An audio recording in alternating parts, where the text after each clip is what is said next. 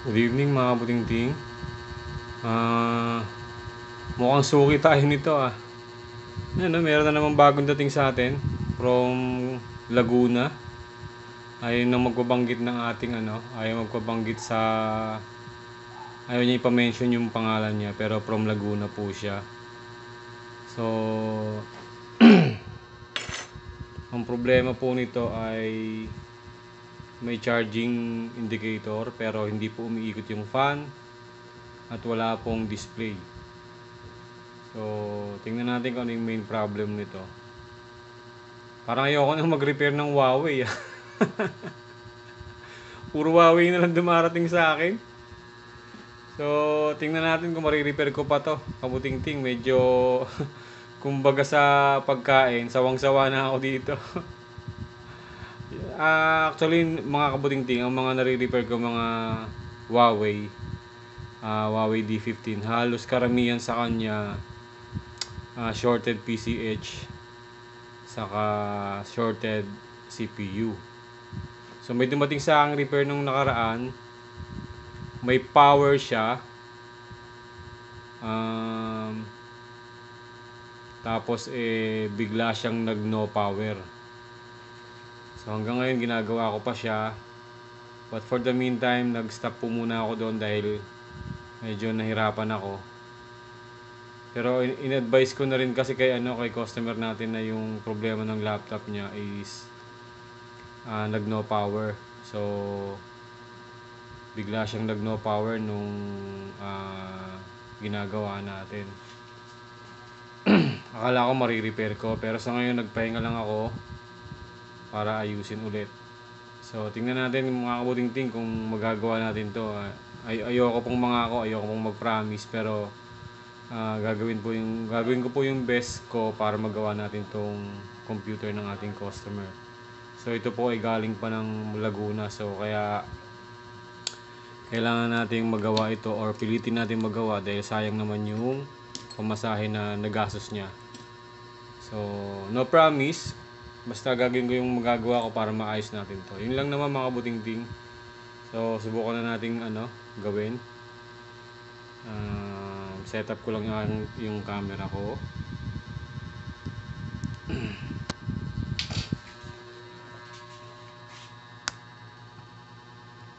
So tayo ng Huawei dahil yung Huawei na nagawa natin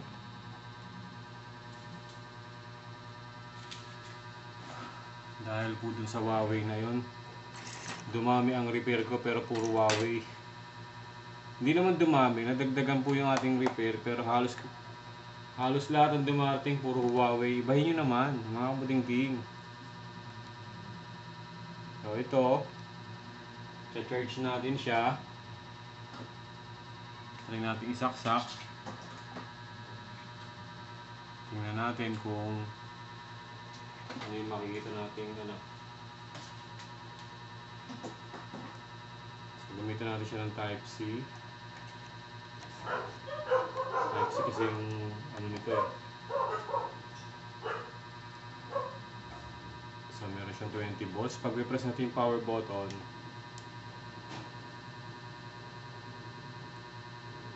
meron siyang 30 ampere, 75, 105 amps. So wala tayong power. Meron tayong nakukuha charging indicator.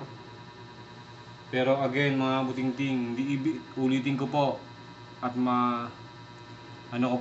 madalas kong inuulit ito. Hindi ibig sabihin na ang laptop nyo kapag may charging indicator walang problema sa CPU or sa PCH or sa iba pang mga So dahil ito po ay Huawei, common issue niya na po yung PCH or CPU. Yun po yung madalas na na-encounter ko dito. So tingnan natin kung marirepair po ito. May 20 volts siya pero pagka pinipress natin yung power button, walang response. Tinanggal ko na po yung nito, yung battery nito, tsaka nakabukas na rin tong pasensya na, medyo inuubo pa tayo. Nakabukas na rin tong computer niya. So, tanggalin na natin tong ano. Tanggalin na po natin tong mga dapat tanggalin.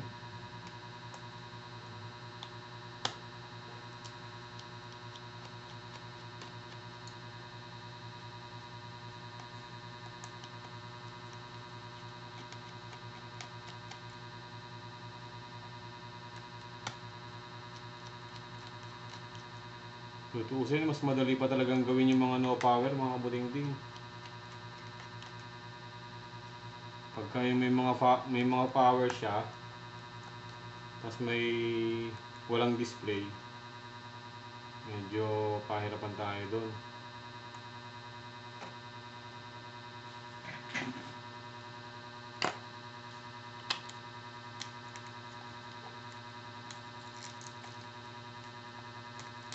Gara naman ng Huawei na to. Lahat halos ng repair ko, halos karamihan, puro ganun. Puro ganun po yung issue niya. So, kailangan natin tanggalin to, mga buting-ting.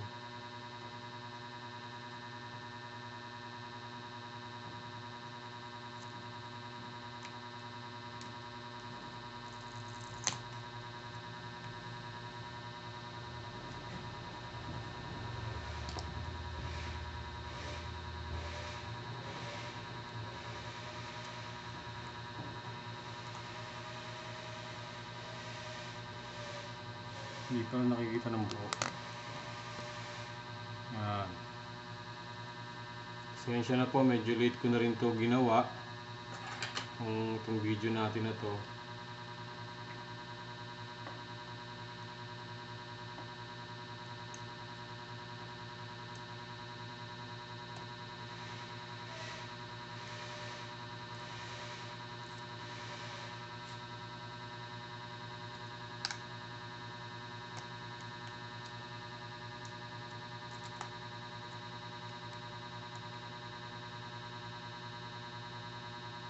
Mahinang klase ang ating Huawei na laptop, lagi nasisira. Mahinang klase. So, wag po kayong bibili nito, mga budingting. I-encourage siya na wag nang bumili nito.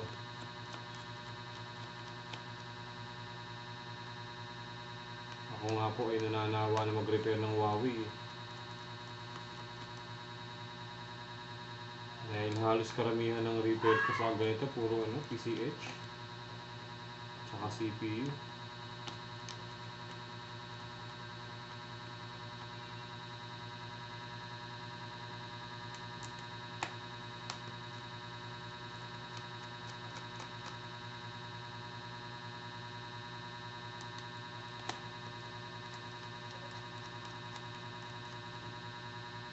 So ito, mga budingding, hindi na ako nag-basic dito kasi na-test ko na to kanina. Talagang hardware siya. Board level na naman ang problema natin dito.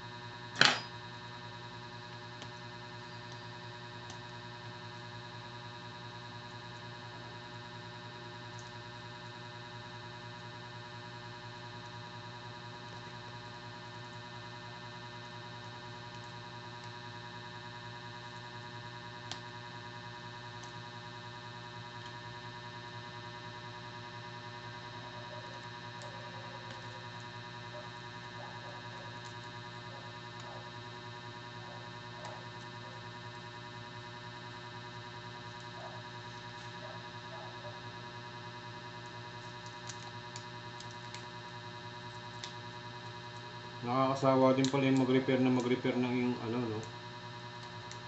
laptop na alam mo na yung common issue.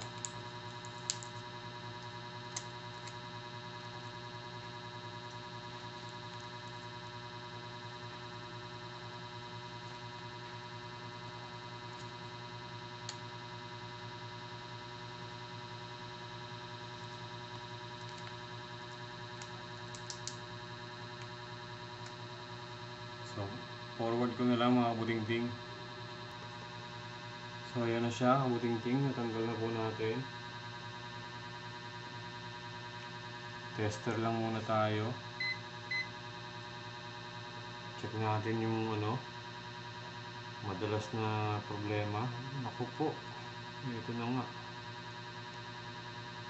Full shorted, kabutingting. Ito na nga yun, oh. Rumekta na ako dito dahil alam ko ito yung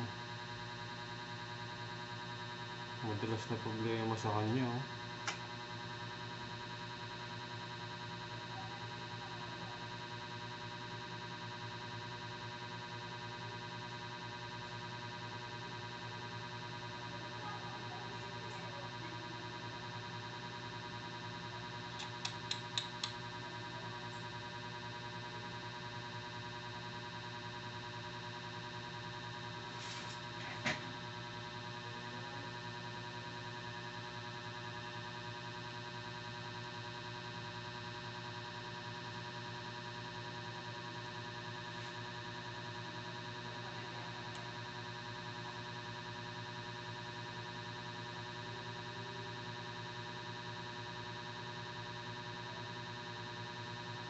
Patay tayo, kabutingting. Walang shorted sa side na to. Tapos ito shorted tong lugar na to. Saka ito. Nandito yung Ito. Full shorted. Layo pa naman ang pinanggalingan nito.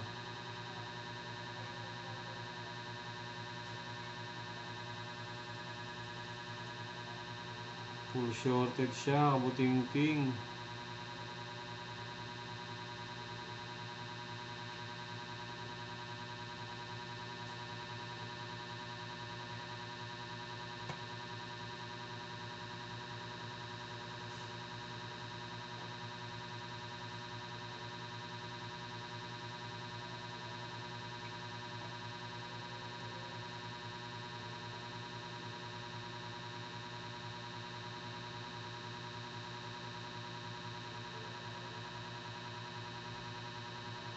Tapos yung bias niya, ano pa, oh. Shorted din. Whew! Wait.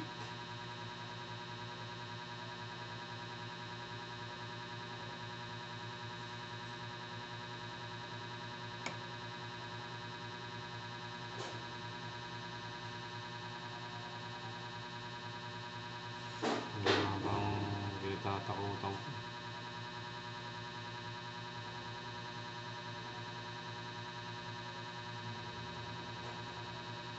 Ayoko na ituloy ito, ah.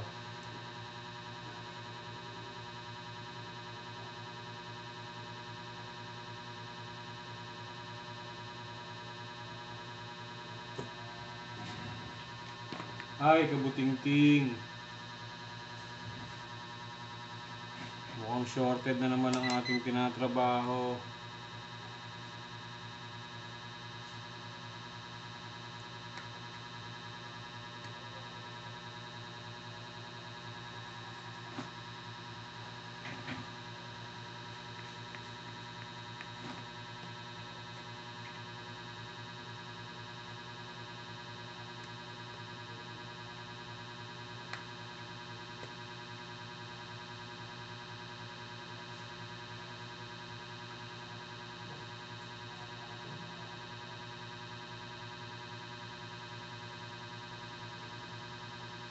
Wala pa akong ginagawa, oh. Bumagsak na kagad yung voltahe niya, oh.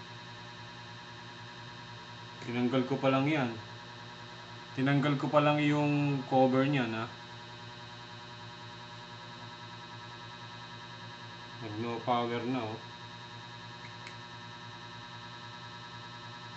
Wala na yung power.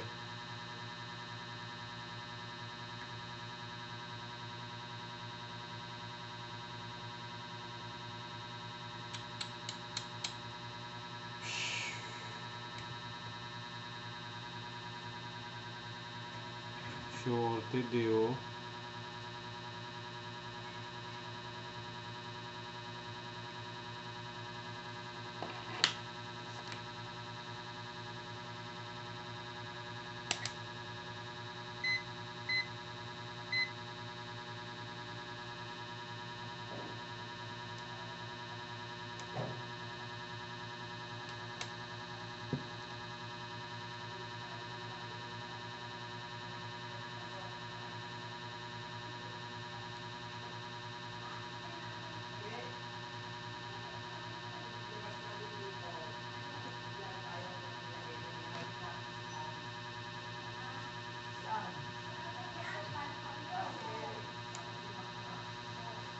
Shorted eh.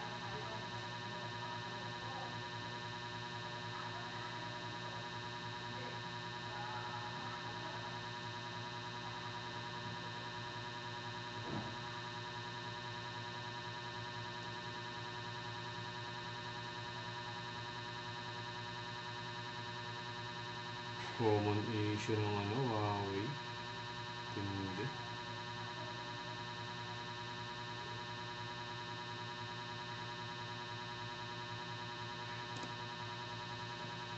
Mahinang klase ang Huawei.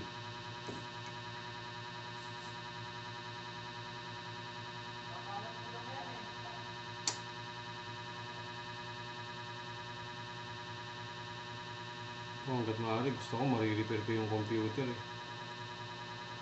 Pero pag nakita ko na pare-parehas ng sira.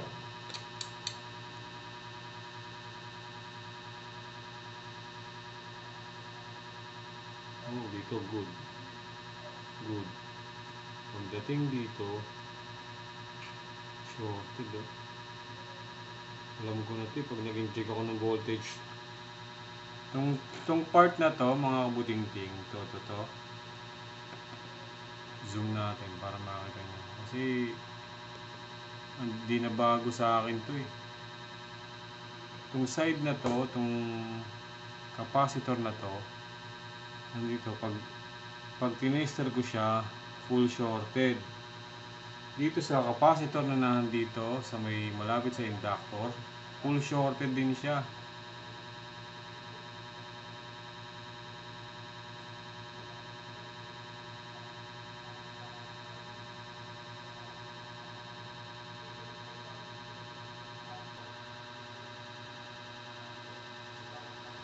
So ito kabuting-ting, itong hilera ng capacitor na to, ito, yung hilera na yan, tsaka itong MOSFET na yan, konektado sila sa isa't isa. Connected din ito dito sa capacitor na to. Pag nag-inject tayo ng voltage dito sa side na to, ito lalabas dyan, PCH. Pag nag-inject tayo ng voltage dito, PCH. Dito, ganun din. Yung nakukuha kong reading dito, tsaka dito, shorted, full shorted. Yung previous na mga video ko, ang lumalabas na shorted pagka ganon, easy ng PCH. So, same nitong laptop na to, itong motherboard na to, yun din yung nakukuha kong voltahe.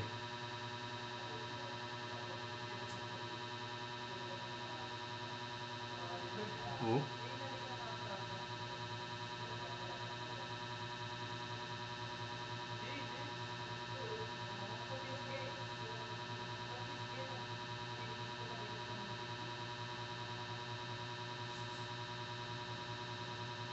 Dito, walang shorted eh.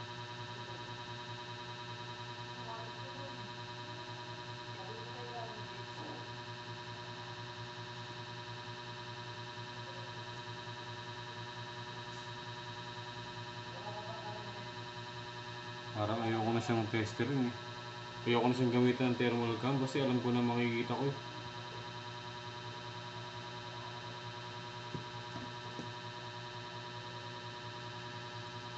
Ay nako.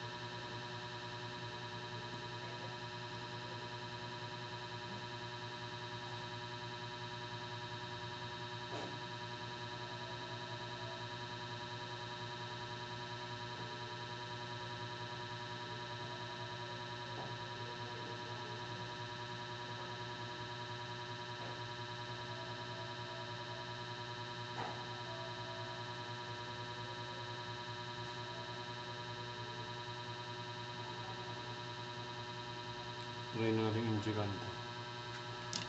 Baba ang reading niya eh.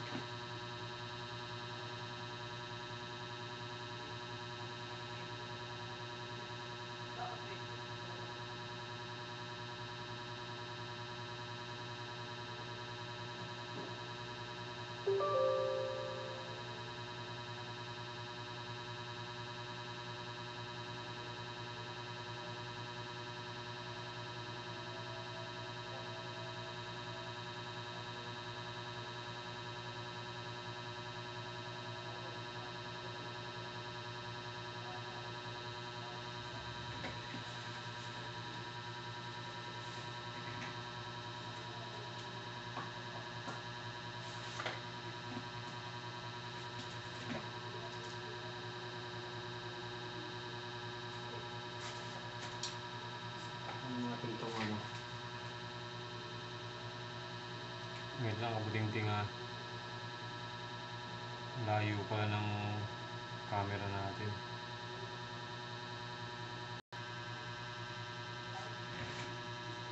Try natin kabit itong ano.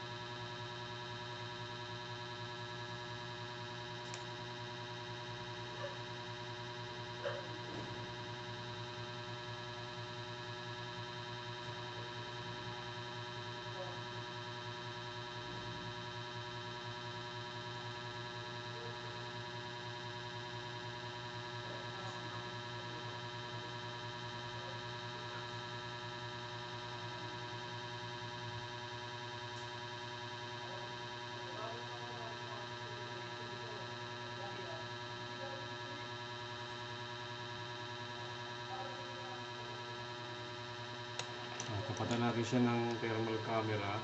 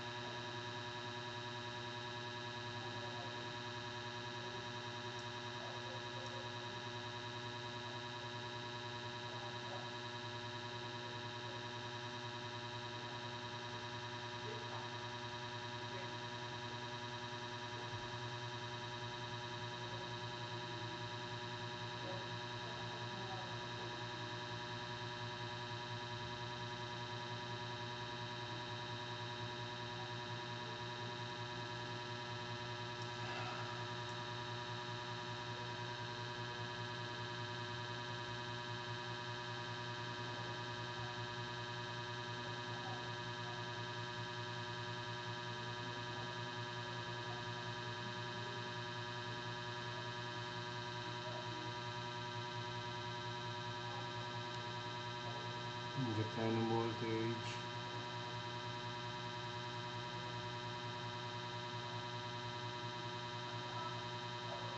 Merong umiiyak dito. Ano nga yun? Memory chips. Pero tingin ko hindi siya memory.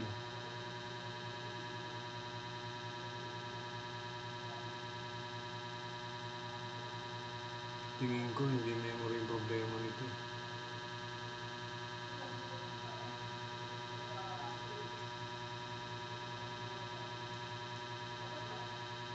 Inject na yung voltage.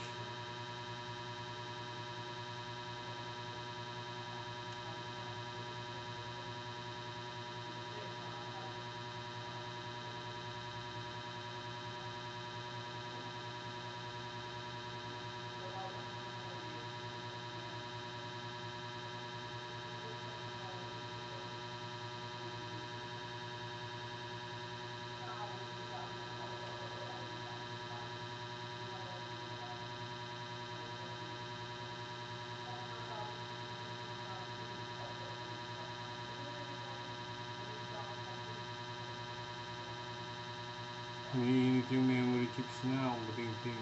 Pero hindi ito yung talagang main problem na ano.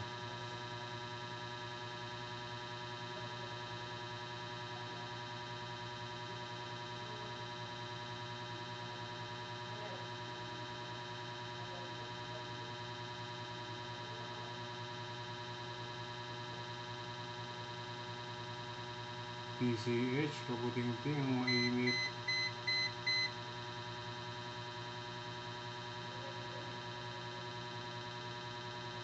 PCH ang umiinit.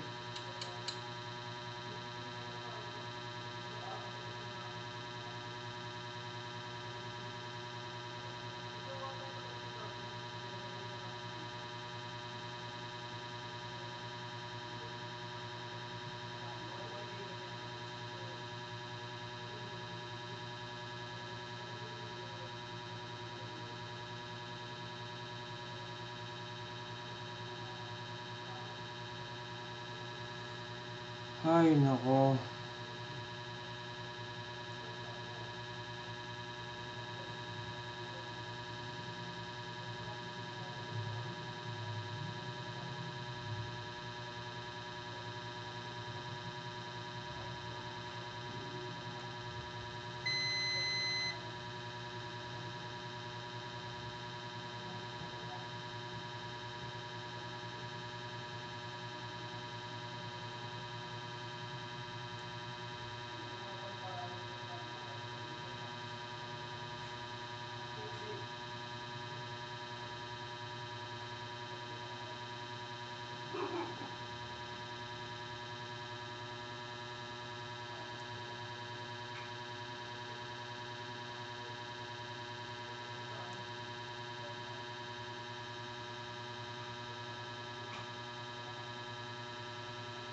Umiinit yung PCH.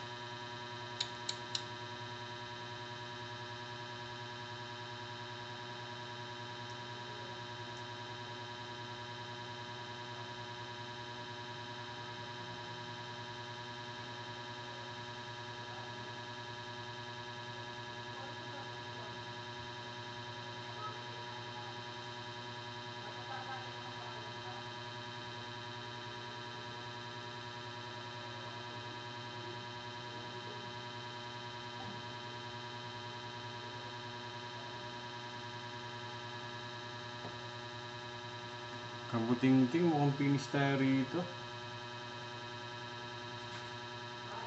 Kita ko na kagad sila. Shorted ang BIOS chips. Yung pang 8 pin. Meron lang ako nakukuhang 12 na ano, 0.012 sa 8 pin. Tapos yung mga short, yung mga capacitor dito, baba rin ang reading. Full short din siya.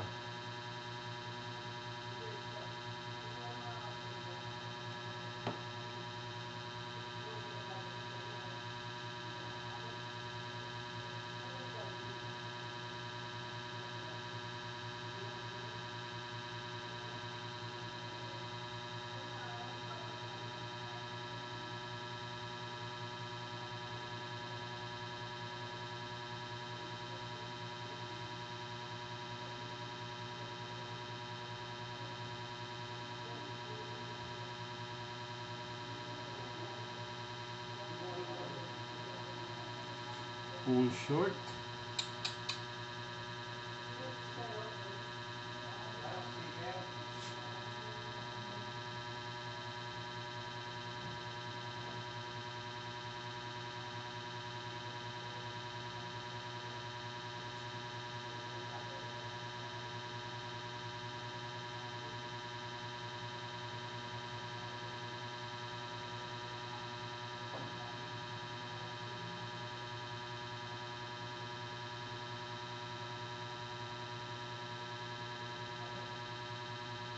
Ito na, kitang-kita na yun.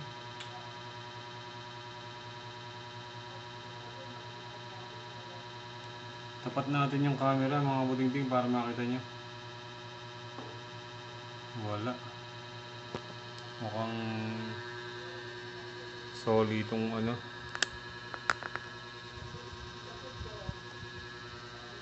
Yan, tatapatan natin ang camera.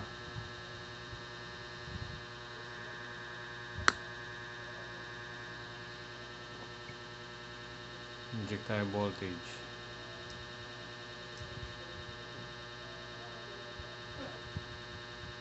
Ano nakikita nyo umiinit? Yan o, CPU. CPU, PCH o.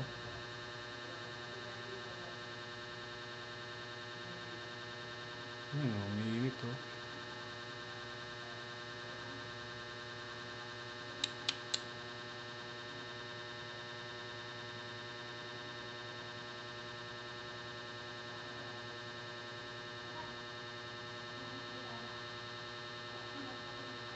Walang ibang umiinit, siya lang eh. Ito naman, ano naman to? Alligator clip yan eh. So, paano gagawin natin dito? Kabuting-ting, wala eh.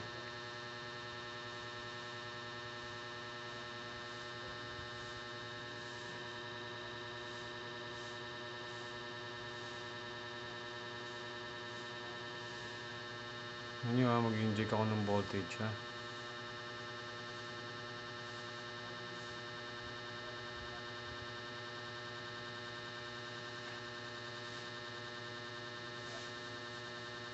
Ano yung umiilaw na yung parang orange oh.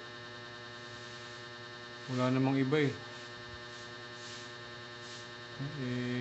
Siya lang talaga eh oh.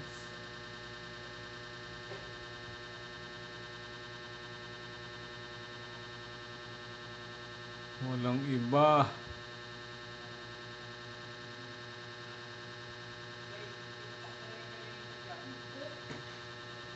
Ay, kabuting-ting, finish na. So, close na natin to.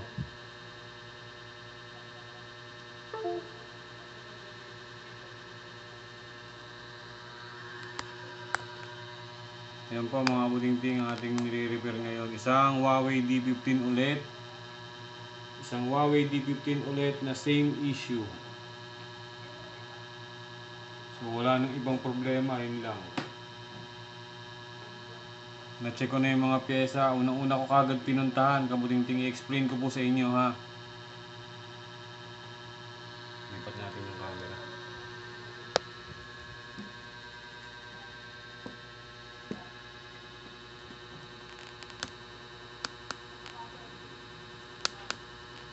Yan, i-explain ko po sa inyo. Itong ating ginagawa ay sakit niya na talaga.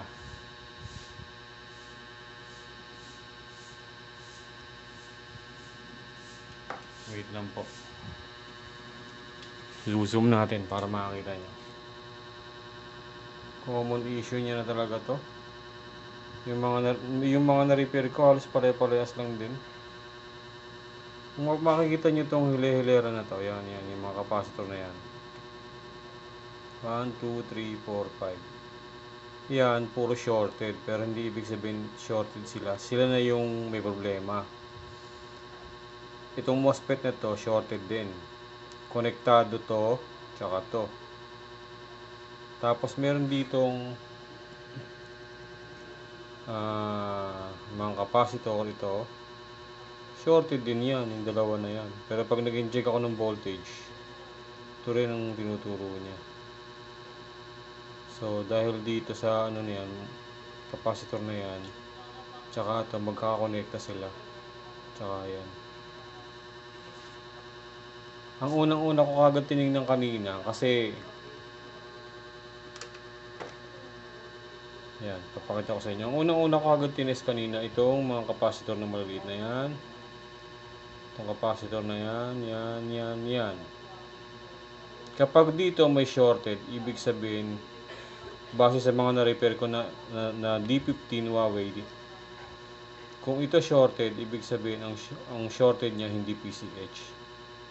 Based sa mga experience ko na na-repair ko. Pero pag ito ang shorted, yan, pag ito ang shorted, yan yung mga capacitor na yan, tsaka yung capacitor na nandito. Ito talaga nakikita ko, yan, yung PCH na yan. So ito yung main problem natin.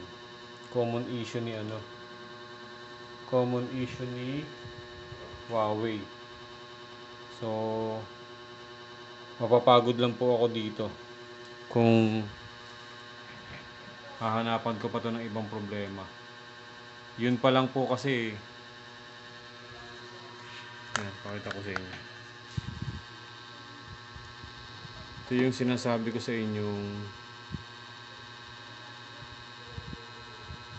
yan. Yung dalawang capacitor na yun, shorted siya. Pag hindi na natin kailangan tanggalin to para malaman natin kung shorted siya. Pero sigurado ako hindi yan shorted yung capacitor na yan. Based sa aking experience. So shorted siya, connected siya dito. Itong MOSFET na to, shorted sa drain side. Itong mga capacitor na yan, shorted din siya. Magkakadugtong ito, tsaka yan, saka to. Dito wala tayong problema, dito wala akong problema. Ito yung meron tong reading na 152, pero tinaasan natin yung current o yung voltage para makita natin kung ano lalabas. Yung malabas sa kanya is 152, pero meron 152 RAM chips, pero 152 is okay yung reading niyan. So dito wala akong nakitang short, wala nakitang short dito. Dito wala rin, dito wala rin, dito wala rin. So ito lang yung nakita kong short. Kaya kanina pagbukas ko, ito na kagad tiningnan ko. Una kong tiningnan ito. Yan. Then dito na found out ko na talagang full shortage siya, tsaka to, saka ito. So wala na. Tapos na po unboxing. So yun lang mga kabuting-ting, nakakalungkot lang isipin kasi